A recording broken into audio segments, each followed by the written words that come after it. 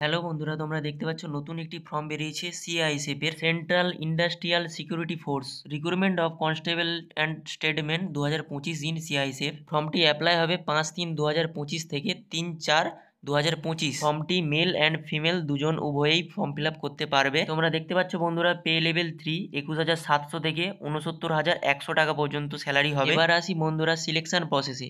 Selection হবে তোমাদের ফার্স্টে হবে পিএসটি অ্যান্ড পিইটি, পরে হবে তোমাদের ডকুমেন্টস ভেরিফিকেশান, তারপরে হবে তোমাদের রিটেন এক্সাম এবং লাস্টে হবে মেডিকেল এক্সাম। এবার ভ্যাকেন্সির কথা বলি বন্ধুরা, 1161টা ভ্যাকেন্সি আছে টোটাল।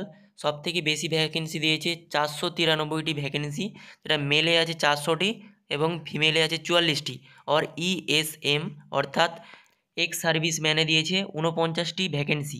নেক্সট ভ্যাকেন্সি কবলারে দিয়েছি 9টি ভ্যাকেন্সি, যার মধ্যে মেল আছে 7টি এবং ফিমেল একটি ও সার্ভিসম্যান 2টি।